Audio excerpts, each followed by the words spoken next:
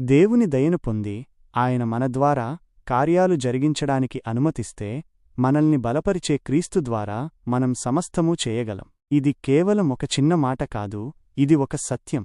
దేవుని కృపతో మీరు ఏదైనా చేయగలరు. అయితే మనం తరచుగా అలసిపోయినట్లు, విసుగ్గా ఉన్నట్లు ఎందుకు భావిస్తాం? దీనికి సమాధానం ఒక విద్యుత్ దీపం వలె ఉంటుంది. ఇక్కడ ఒక లైటు ఉంది, అది వెలుగును ప్రసరింపజేయాలి, కాని వెలుతురు లేదు. ఎందుకంటే దానికి పవర్ సోర్స్కు అనుసంధానం చేసే ప్లగ్ లేదు. ప్లగ్ పెడితే విద్యుత్ సరఫరా ఉంటే అది వెలుగుతుంది. అదేవిధంగా దేవుడు మనకు శక్తినిచ్చే మూలం. మనం అలసిపోయినట్లు లేదా విసుగ్గా ఉన్నట్లు భావించినప్పుడల్లా మనం ఆ శక్తి వనరుకు కనెక్ట్ అవ్వాలి. అదే ప్రార్థన, ధ్యానం మరియు దేవునితో సమయం గడపడం.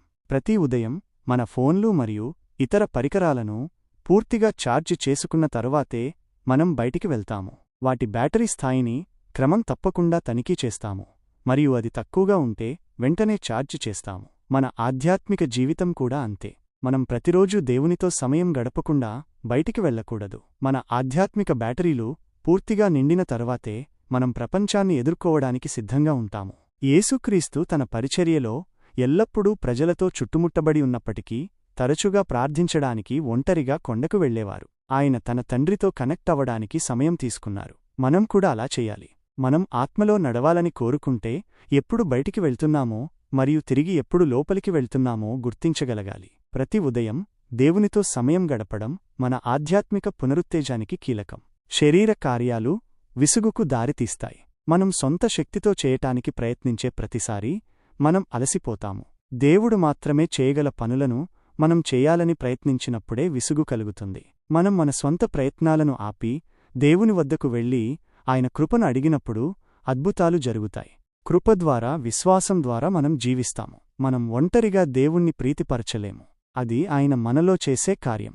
మనం ఆయనను నమ్మి ఆయనపై ఆధారపడినప్పుడు ఆయన మనలో మంచి కార్యాన్ని ప్రారంభిస్తాడు మరియు దానిని పూర్తి చేస్తాడు.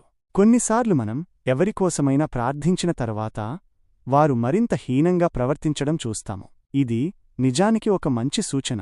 దీని అర్థం దేవుడు వారిలో కార్యం చేయడం ప్రారంభించాడు మరియు ఆ నేరారోపణ వల్ల వారు ముందుకంటే ఎక్కువ హీనంగా భావిస్తారు. ప్రార్థన మన శ్వాసగా ఉండాలి. ప్రతి దాని గురించి ప్రార్థించండి, వేచి ఉండకండి.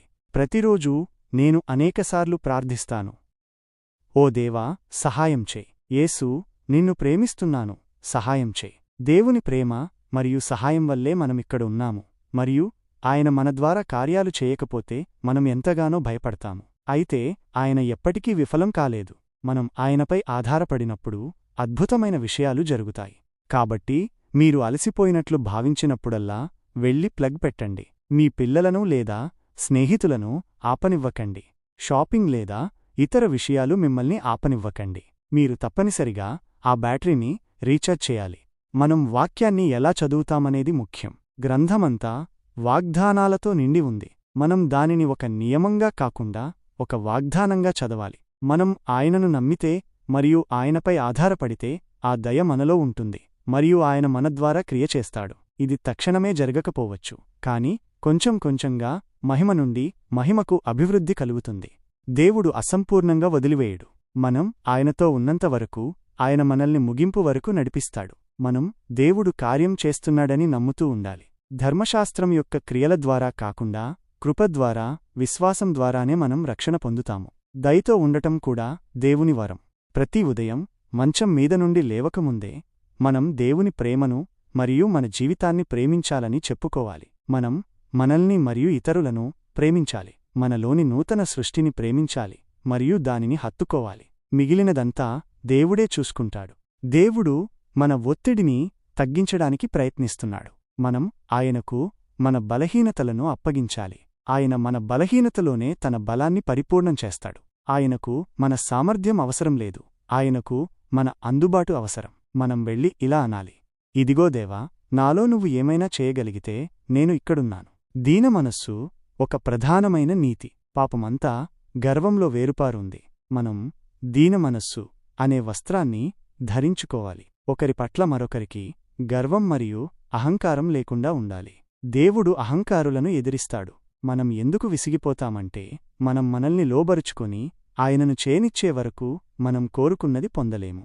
దేవుడు మిమ్మల్ని ఎప్పటికీ విసిగిపోనివ్వడు. మీరు వినయంగా ఉండి, దేవా, నువ్వు లేకుండా నేనేమీ కాను, సహాయం చేయి అని అడిగినంతవరకు మీరు అదే పర్వతం చుట్టూ తిరుగుతూ ఉంటారు. దీనమనస్కులు సహాయం పొందుతారు. జీవితంలో మనకు 2 ఎంపికలు ఉన్నాయి: విసుగుతో నిండిన జీవితాన్ని జీవించడం, లేదా వినయంగా ఉండి దేవుణ్ణి సహాయం చేయమని అడగడం. ఆయన మనకు సహాయం చేయడానికి తన ఉచిత కృపావరాన్ని అందిస్తాడు. మనం సరిగ్గా చేయవలసింది ఆయనను అడగడమే.